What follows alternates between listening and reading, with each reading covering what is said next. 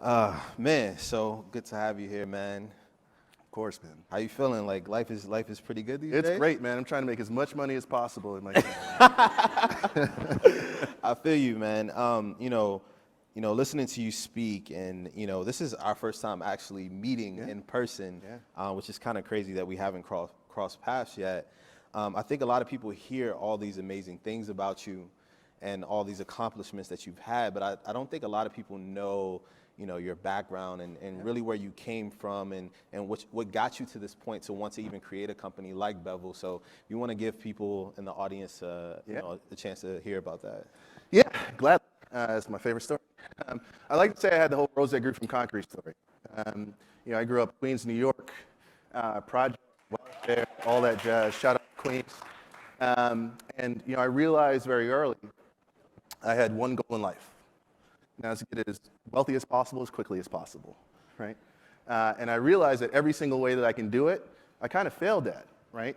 I wanted to be an actor, athlete, saw Denzel, Michael Jordan, all that stuff. That didn't work out. Then I was like, man, Wall Street sounds pretty good. And I hustled my way to work on Wall Street. I was an oil trader on Wall Street for 2 years. I absolutely hated my life on Wall Street. It was the worst experience of my life. I was the victim of bad culture, realized I wanted to create great ones. And I was like, damn, I've exhausted 2 of the 3. The last one is entrepreneurship. Let me figure this out. So I was at Wall Street at the time. I said I hated it. I want to get as far away from this place literally as possible. Atlantic Ocean, Pacific Ocean. There was a school. It was called Stanford that was known somewhat for entrepreneurship, but I didn't know anything about Silicon Valley. And I applied. I took a leap of faith. And fortunately, I got in. And it wasn't until I got out here that I realized Silicon Valley existed, right? I originally thought it was a place where semiconductors got made. And that's true. But it did a little bit more than that. And when I moved out here 8 years ago, I was 24, seeing other people not only making millions of dollars as 24-year-olds, but fundamentally changing the world. And I said, I can do that. And it was a shame that I had learned it way too late. Because had I known about this place when I was 16, 17, perhaps my career would have been markedly different. But I try not to think too much about that because I've been very blessed with the opportunities that I've had to date. And then the rest is history. That's history. Yeah. Cool, man. Cool, thank you. So, you talk about your, coming to Silicon Valley and, making an impact here. One of the things that I've noticed about you in the public eye for a lot of young black entrepreneurs like myself and others out there, you're an inspiration to a lot of people. And I just wanted to know, who's kind of on your Mount Rushmore of, it could be, people in your personal life, within the tech community that has really influenced you, and how have they influenced you to get to where you are today? Yeah, so it's interesting. I try not to think too much about like who's my tech idol and mentor. I just think about who motivates me to succeed, right?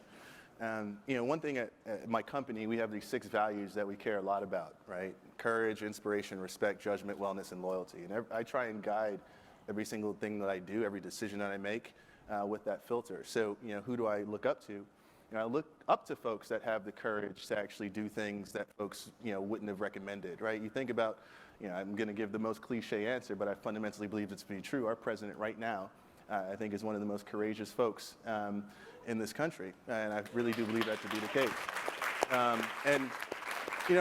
It's really interesting. I had the great fortune a couple weeks ago, or actually this week, I met with like Obama's chief speechwriter, John Favreau. And I told him, I was like, one of the best speeches I've ever heard was Obama's DNC speech this past year. And there's one part of it where, he speaks in much of the same way that he always does. But there's this one line where he says, he goes around the country, things aren't as bad as people think. And he goes to Silicon Valley and people are making stuff, right? Like seizing what ought to be. Like that was a line that really stuck out with me throughout the entire speech. And here's a guy who's done everything right, right? He's had the courage to actually kind of seek the highest office as a black man, right? Like that's an incredibly courageous and inspiring story. He succeeded at it, right? He kind of went through and actually executed against the vision that he had for this country, the strategic vision he had for this country. When I mentioned to you guys earlier around my kind of reading biographies of great folks that kind of get through the odds, like those are the folks who inspire me. Many of them no longer are around, right? Now, in terms of Silicon Valley, there are a lot of great folks and mentors who I care deeply about, folks like Ben Horowitz, Mark and Tristan, among others. But I try and think more about kind of the values that I care about and folks that share those values to help me guide my own.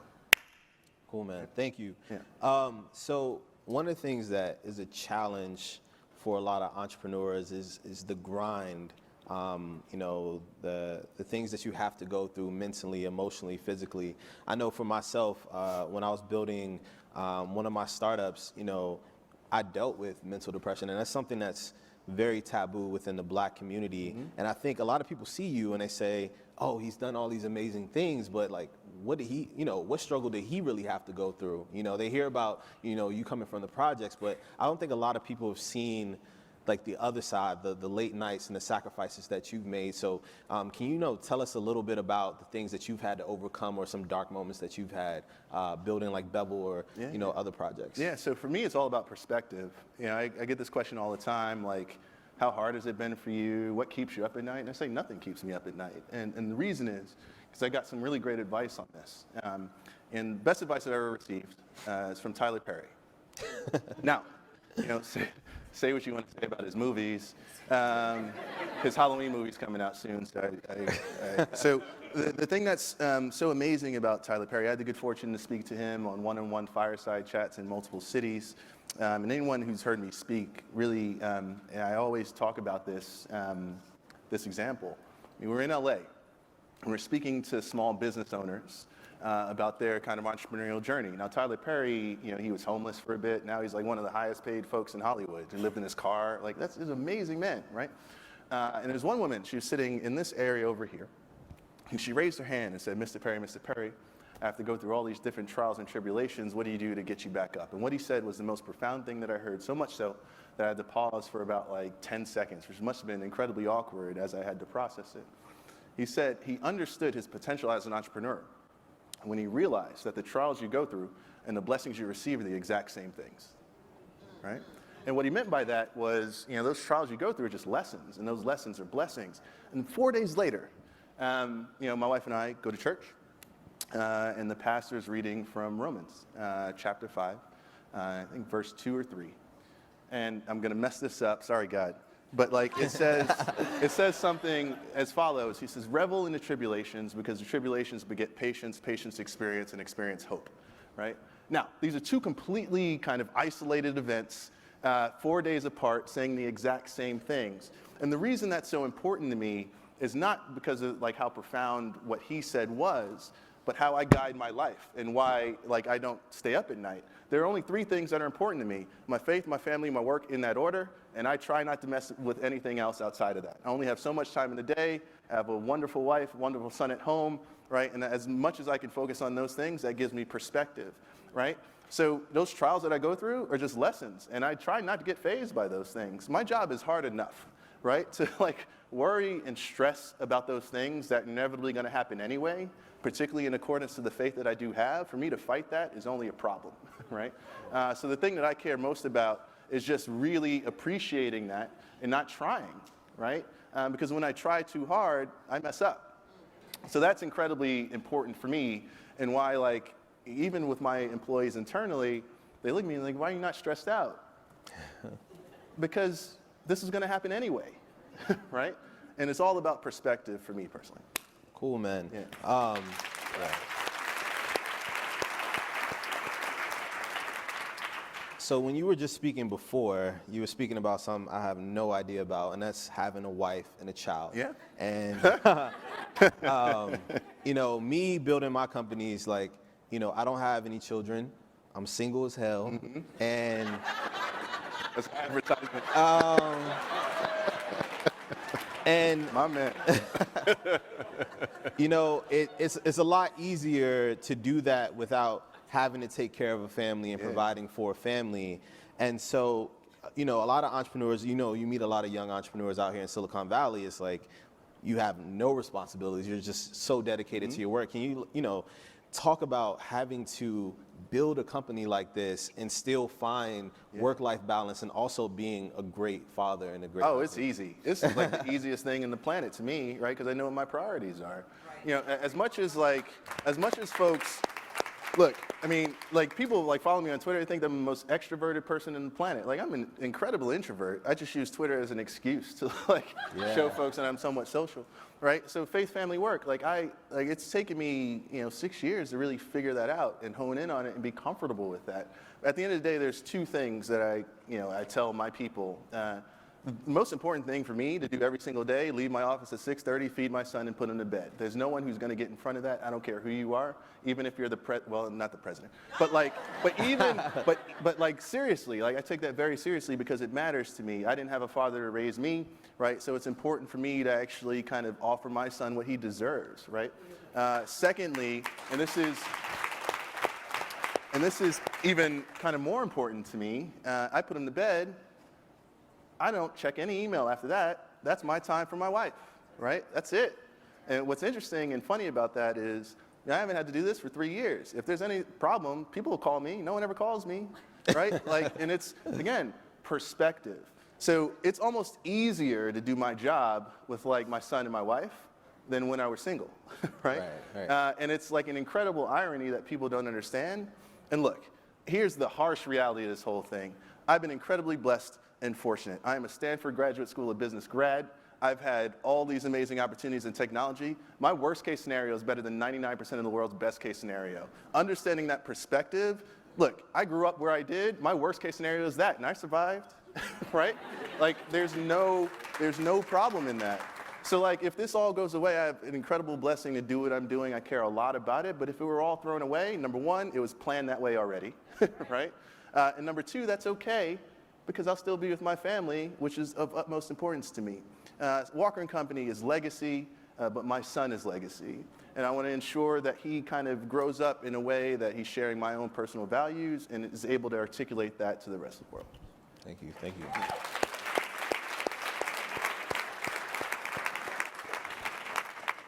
All right, so we got to talk about this man.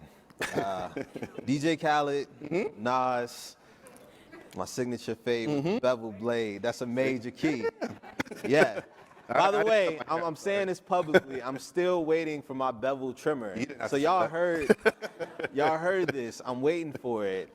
The waiting list is crazy. That's insane, man. So, one of the things that I think is so amazing about Bevel is how it's been so embraced by pop culture and the hip hop community. And I'm seeing, I don't know if it was the New York Times or somebody that write exactly about that. And that's insane to see.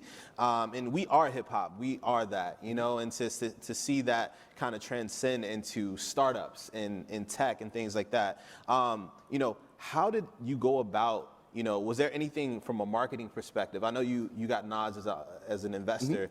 Anything that you did in particular from a marketing perspective to kind of push, Bevel into that pop culture? Yeah, so I think first it starts with what our focus is, right? When I was going out pitching, raising money, the first thing that I'd say, before I even talked about the opportunity for the business and consumer packaged goods and health and beauty, and I said, what's the one thing that I believe that few people here believe? Global culture is led by American culture, which is led by black culture in the US, right? Food, music, dance, etc. And my biggest frustration, we're here right now in the earliest adopting region on the planet, and it knows nothing about the earliest adopting culture. That doesn't make any sense to me. So it started from a place of true authenticity. What's the kind of company that I would want to build? I was tired of going and picking up those dirty packages in the ethnic beauty aisle, right? I was tired of the fact that they weren't changing it. I was tired of the fact that they weren't respecting our purchasing power and our ability to call out lack of authenticity when there is a lack of authenticity. That's a problem, right? I also knew that I had some semblance of an advantage with as few of us out here to be able to raise the money to kind of build something like this, right? So I needed to leverage that to my benefit. So once we understood that at our core, every single thing in line with our values as our kind of question and answer gauge started to align. So now we need to ask the question, how do we market this thing? Do we market it on Facebook, Google, or do we market it on every single urban hip hop podcast that exists, right? That's something that we do. Who are our investors, right? Are they going to be, any of the, Ashton Kutcher-like celebrities, that sort of thing? Or is it Nas, John Legend, Andre Iguodala, like folks like that, right? We kind of found those folks that can actually evangelize the fact that black culture is, in my opinion, one of the sexiest things on the planet, right? And when it came to the trimmer, we knew we had Nas. He was like already invested in the company. We also knew that he is the guy most iconically known for like his haircuts and his style in that way. So it was like, goes together, right? And what was so fascinating about this, I mean, I'll never forget this, it was July 29th of this year. We were listening to kind of Beats Radio. The song came on, Nas' album Done. I had all my team. I was like, let's listen to the song because Nas is about to come out with a new track. It's hot. Like, I had no idea about any of this stuff. And then we're listening to the song and he drops it in the chorus. And at that point, I knew we did something pretty special, right? Like the fact that he felt so much pride in what we're building, the fact that he like knew that we were gonna, for him to say, like his signature fade is used with Bevel product, like that's the ultimate cosign for us, right? And we're thankful. So now for us, it's a responsibility to ensure that we kind of take that cosign and it doesn't get affected in any way. Am I speaking too loud? Oh, I'm sorry. You guys missed like a great amount of good stuff. Do I need to repeat that? Did folks in the back hear anything that I said? Okay, cool. Sorry about that. That's all I got to say anyway. Cool. All right, so, you talked about, consumer packaged goods, and I don't know if a lot of you guys are aware, it's like hot right now, with Dollar Shave Club being bought, you have, Jet, you have Honest that's rumored to be, being bought for $1 billion. What's kind of like the landscape that you see for, CPG companies moving forward? Yeah, I think a lot of these consumer packaged goods companies are incredibly challenged for a couple of reasons. Number one, you have the rise of e-commerce, right? Folks are just buying in different ways. Two, their lack of authenticity, right? I'll give you a perfect example. A lot of folks look at what we're doing with Bevel, our first brand, and say, oh, that's shaving for black men. They couldn't be further from the truth. Those words have never even come from our mouths, right? We're solving an incredibly important problem in shaving irritation that 80% of black men and women have, but 30% of everyone else. And what's interesting, here's a story.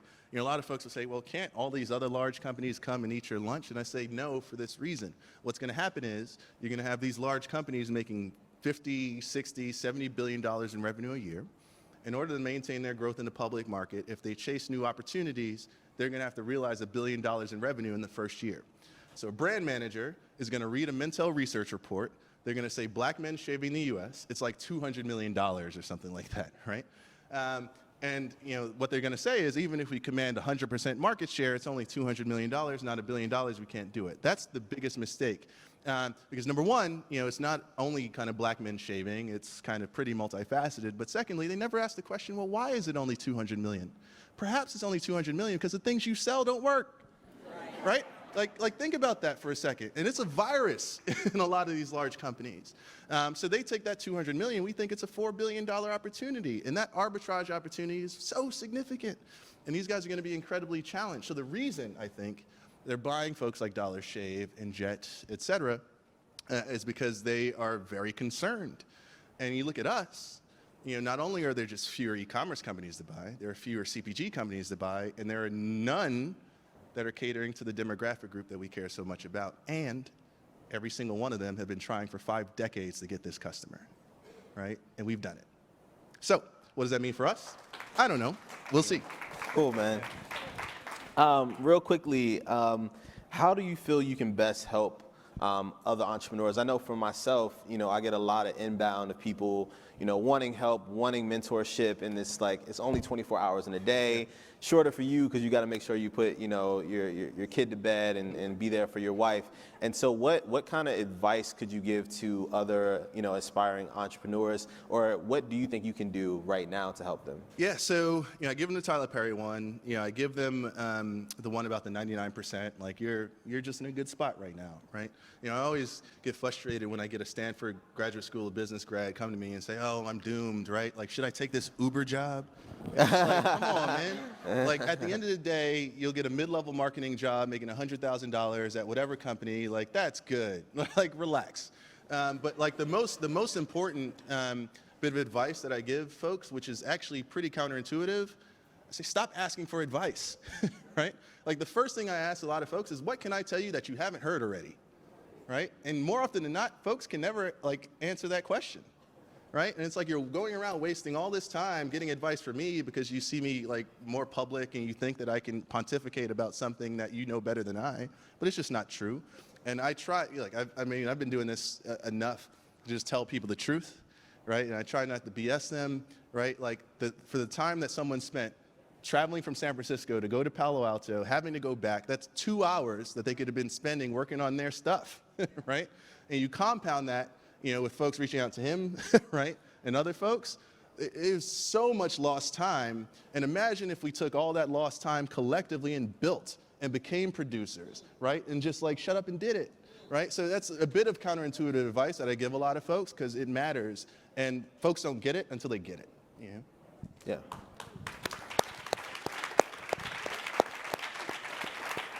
Last thing before we take some questions from the audience, what's next for Tristan Walker? Great question. So, you know, at least for me, I just want to, you know, make sure my kid does the right thing at all times. I want to make sure that my marriage is as good as can be. You know, those are important to me, that my faith is as sustained as it can be. And then as it relates to work, look, I mean, at Walker & Company, you know, we want to have the audacity to build something with as much legacy as a Procter & Gamble, as a Johnson & Johnson, as a Unilever. You know, the thing that's incredibly interesting and frustrating that I hear from folks is, you know, like, why do you want to build a company that's around 150 years from now? And my reply is, why not, right? And they never have an answer to it, right? You know, I kind of look at a lot of, you know, black-owned companies and, you know, they end up selling to the large incumbents. Those incumbents will get some person from Europe to come domestically and run the multicultural division. And then, like, those brands always go to crap, right? And, like, I mean, we laugh about it, but this is serious. Like, you know, I'm 32 years old right now, and I could say pretty matter-of-factly I have not had any brands or companies I was proud to support. A lot of companies are great products, but I can't say I'm proud to support those brands. My mom had Soul Train, Soft Sheen Carson, like Black Enterprise, right? So when I think about at least what we're building, can we build the first brand or company that this generation and future generations could be proud to support, right? Like, how much is that worth, right? So that's like our long-term thing. But just to wrap it up, you know, our short-term, you know, next year we're going to come out with like a few more products for Bevel. We're going to come out with our second brand. I think it's going to be a pretty big deal when it does come out. And at least for our kind of future, you know, I want everybody on the planet to experience one of our brands at some point, right? And, you know, I'm going to do that tirelessly until we can actually make that happen. I want this to be the last thing that I do. It's probably the last good idea I have. So I want to kind of squeeze it out as much as I can. You see how nonchalantly he said that? Oh, I'm just gonna put out, you know, some new products, new brand, all that. That's awesome. So I know we want to take some questions from the audience. We don't have a lot of time. Young lady in the black here. Can you please tell me your name when you Yeah, speak to? black right here. Yeah. Hi, my name is Kiwoba, CEO of Girl STEM Stars. First of all, I'd just like to say amen, brother. It is so refreshing to hear a successful black man get up there and put his priorities right. Faith, family, and then your business. Mm-hmm. And as a believer, it was good. It was a good reminder for me. I have those same values, but then I find myself on my knees going, "Oh Lord," and it was just—it's so refreshing to hear that. And then I'd also just like to hear what you're doing about educating kids. Yeah, that's a great question. So, you know, I talk a little bit about my not-for-profit. It's called Code 2040. At Code 2040, we're most well known for our Fellows program. At Code 2040, we try and get the highest performing Black, Latino engineering undergraduates internships out here and provide them with all the tools they need to be incredibly successful. So we'll do media training. They'll go to Bloomberg Studios, do mock honor interviews. They'll do these intimate fireside chats, one-on-ones with like tech luminaries out here off the record to get a sense for what it's really like to kind of be out here. It's a really intense summer, 10 to 12 weeks. Our first summer we had 5, then I think we had 17, then some 30, and then this summer we had 90. And we're going to continue to expand. You know, it's interesting in a world where folks talk about like lowering the bar. We have a 90+% full-time offer rate. So when folks come to me talking about that stuff, it's like, no, your bar is lower than ours, right? Recognize what's going on here, because these consumers are becoming producers, and your stuff is going to get disrupted at some point. So I care very much about that. And look, I mean, we got to focus somewhere, right? So we focus on the kind of undergraduate years. We do some stuff on the postgraduate years.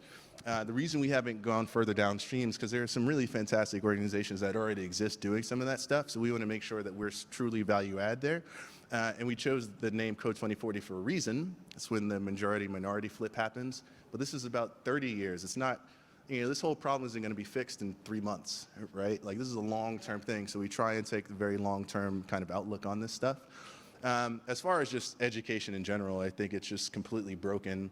I think we need to kind of lower the barriers of entry in education. I wish there were a world where it was tuition free, particularly in the STEM fields. Now, you know, we can get into policy and politics and all that jazz, and I could talk ad nauseum about that stuff, but I care very much about it. And as long as they're not doing it, I have every ambition to do it myself at some point. That's what I'm doing. Yeah, yeah. Great. Yeah, you right here. Yeah, I don't know. Look, I'm putting you to work. Thank you. Hi, I'm Sierra Jewel, designer at Maven. And one thing I appreciate about Bevel is the design, from the actual product to the packaging. And Instagram pays, ads, all of that. So I just wanted you to touch on how you incorporate design in the overall business strategy. Yeah, that's a great question. So the way a lot of people think about design is just aesthetics, right? Like, it's pretty. I think we try and get a little bit more thoughtful about that. For us, it's about empathy. So we're thoughtful about everything, right? Like, if you get our box, you know, it takes 2.5 seconds to lift the base from the top, right? To build that anticipation for what's beneath it, right? I want to make sure that our customers are delighted. We have not had that experience ever, right? I can't tell you how many times folks are like, oh, that's a black-owned business? And it's like, why? Like, why do you think that way, right? Like, why does this have to be this way? Like, I care about empathy too, you know? Every time we go into new product development, right, like, we'll go and videotape folks understanding the difference between what they say they need and what they actually need, right? And designing around what they actually need, right? So everything starts with that before we manufacture anything, right? Because we want to make sure that that empathy goes throughout. And then the design, like, the aesthetic stuff is easy. That's just a function of, like, hiring the right people that have an eye for, like, pixels and package design. Yeah, like, we have one, in my opinion, one of the most stellar design teams, at least out here. But I think what's interesting is a lot of folks expect us, the bar is already low, and they expect us to just do a little bit better. But we don't think about that bar at all. It's like, how do we get the folks that are $90 billion in revenue and raise theirs, right? And that's where we want to be. And as long as we understand that, as long as we design around our values, are we being courageous in our design? Are we inspiring our design? Are we being respectful of our customers' needs? Are we being loyal to them as well? Are we practicing good judgment, right? Like, every decision that we make is through that filter. And as long as that's consistent, we'll be consistent, and our customers will be consistently delighted. Makes sense? Thank you. This guy had his hand up before he even finished. You right there, yeah. I'm so sorry.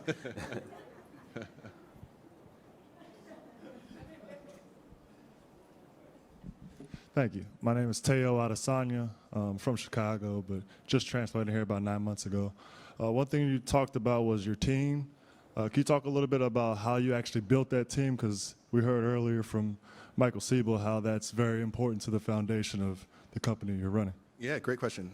It's my favorite topic because, as much as people, Walker & Company, they focus on the Walker, the and company thing is of utmost importance to me.